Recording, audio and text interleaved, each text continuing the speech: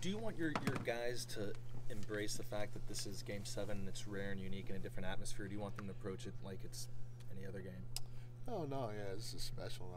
Not many guys have been in a situation like this on our team, so, to have this opportunity in front of you is a great, great, great learning experience, going against the defending champs at home.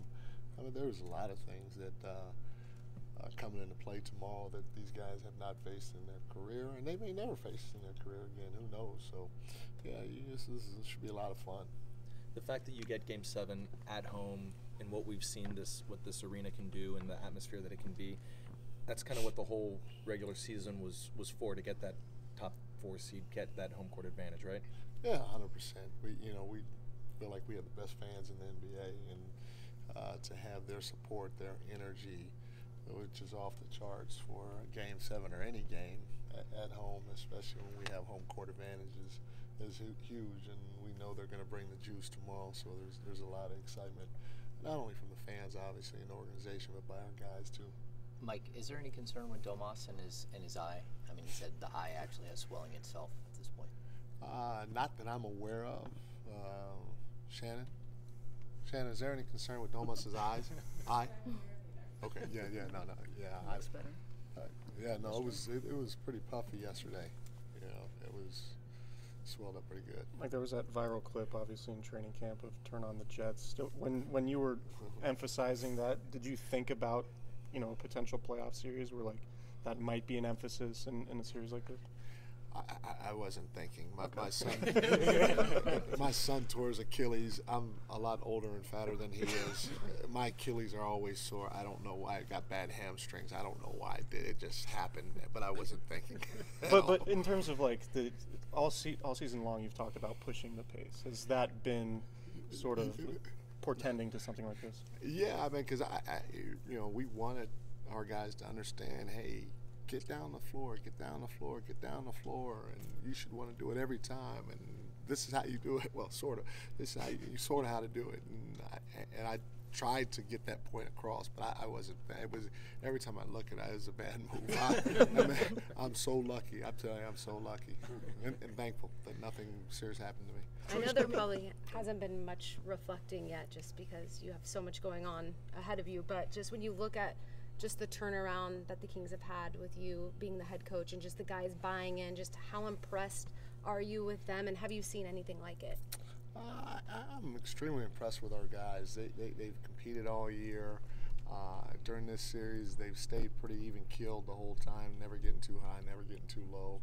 They've been able to adjust when they've needed to adjust, and we talked to them about doing different types of things out on the floor. So, every time we come across something new, they've stepped up to the plate, and I'm happy for them because they definitely deserve it with how hard they work. They've worked, and for me, this is I don't know if I guess when we were in Cleveland, we weren't a playoff team, and we made the playoffs my first year and did some special things, but this is just a great group of guys, and that was a great group of guys too. But this is a great group of guys to be working with, and I'm excited for them. But that the fan base also makes it that much more special. You step into this series knowing one thing about this team, and then the games play out, and it kind of takes a life of its own. Is there much difference from stepping into Game 7 with this team, knowing what you've already been through, before going back into Game 1, where maybe you don't know what lies ahead? Our team, or just I guess overall in the overall series itself, and just expectations from your team, expectations from their team. Yeah, again, we haven't been in this situation, so it's. I think our guys are ready. I feel like our guys are going to compete at a high level and leave it out on the floor, but we'll wait and see until tomorrow. And there's no doubt they've been Golden State's been through plenty of Game 7s. They've been through plenty of big situations. They're going to come out fighting. They're going to come out swinging, and their backs are against the wall. And a lot of times that's when people in general usually perform at their best, especially if they're competitive, and it's a competitive group, as we are too. Coach, when you guys were walking off the floor last night, I think it was Luke that yelled, "Don't celebrate. We ain't done nothing yet." Is that the culture that you guys are trying to implement here? That maybe that you guys feel like are playing like you've been here before? I I didn't hear Luke say that, so I don't know. But for sure, we want to make sure that we take it one game at a time. Now we need to feel good. It was a tough win. Our guys came to play. They played very hard, and you know, this is a sport, and so you got to have some fun, some joy with it, and you know, you got to feel good for some time afterwards. But then, you know, you got to come to a certain point where it's time to flip the switch and lock into the task that's about to approach. So I thought our guys did a good job. They were, you know, excited. They congratulated each other and all that. We did our defensive player of the game, Shane, and then you know, came in here and handled business like normal today. Mike, with some of your new sort of points of emphasis led to different rotations in that last game, and imagine like with Davion, it had a lot to do with shooting. But what was it with HB that led to you cutting that down a little bit? You know, we just felt, you know, they were guarding Keegan a certain way, you know, and even Trey to a certain degree. But Trey has been really, really good on the offensive glass, and we got to try to continue to find minutes for him. We got to try to find minutes for TD, and that was part of it. You know, all of them can shoot. You know, that you're continuing to look for situations where the floor has to be spaced more, and then on top of that, we're fighting to get extra possessions, and it was, you know, it was more of a feel than anything else for what happened throughout the course of the game, because I thought Trey was playing at a pretty high level. How do you go ahead? Jordy has been interviewed for the Toronto Raptors job. I was wondering, you know, is he ready for a head coaching job, and why do you think that is, if he is ready? No, for sure he's ready. He's this is, I think, his second interview, maybe his third. He's been around the league for a long time. Been a head coach on the G League level.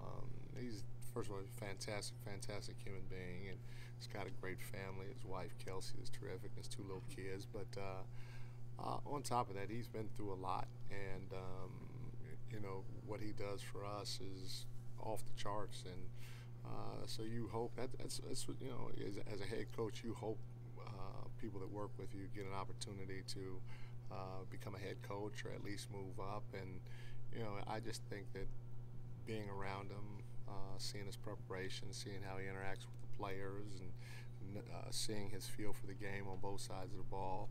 He's coached at a high level internationally too. He's definitely deserving. How do you keep your team playing with that pace and that quickness up and down the floor, while understanding that in a Game 7, guys could tend to tense up and maybe the game slows down a little bit?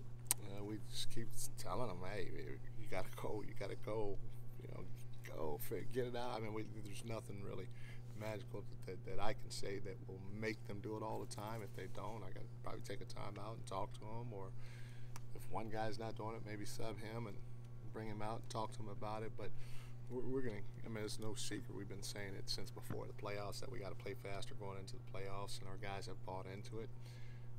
Luke, I think, said today that 4 of our 6 playoff games so far have been the highest paced playoff games in all of the playoffs. So we're doing a decent job of it, and we just got to see if we can continue to do it. Coach, with that said, with that pace, have you seen a slowdown or fatigue with the Warriors? You know, at times it looks like they may not want to run with us all the time, but they're a resilient team. They were the ones that invented the play fast, and so you know, I think they're more than capable of doing it. Mike, you mentioned, you know, the Game 7s the Warriors have played in the past. You were on that staff in the 2018 Western Conference Finals, Game 7 against Houston. I'm just curious what you remember about that game and how that game went. You know, those guys just have a resiliency to them, a sense of toughness, no matter if it's on the road or at home. There's a confidence level that you have just because of how locked in they are for the task in front of them, and so I can see it happening again. You know, tomorrow it's going to be tough. It's not going to be anything easy, you know, and we got to be able to withstand, you know, the first, second, third punch that's coming our way. If you had to pick one, Coach, is tomorrow a game for the head or for the heart for the guys? It's both. I mean, you can't just go in with your heart and forget about, you know, your game plan, and you can't just go in thinking that you're going to survive off the game plan. So it's a combination of both. You gotta come with your gut, your heart, and your head, and see if you can get the win. Do you expect an atmosphere any different from 1 and 2? Oh, no, our fans are crazy, man. They're off the charts. I would hate to come in and play in this building with as loud as it is and how into the game they are. And like I said, I love it.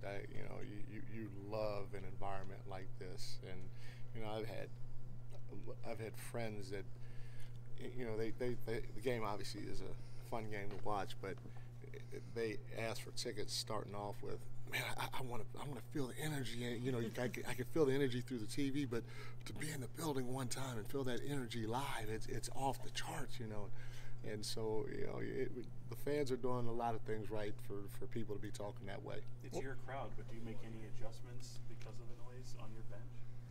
No, we just got our guys got to play the game. They've been in front of them plenty enough to know how loud it's going to be. What last night do for De'Aaron in particular, given the struggles he had maybe with his finger in Game 5?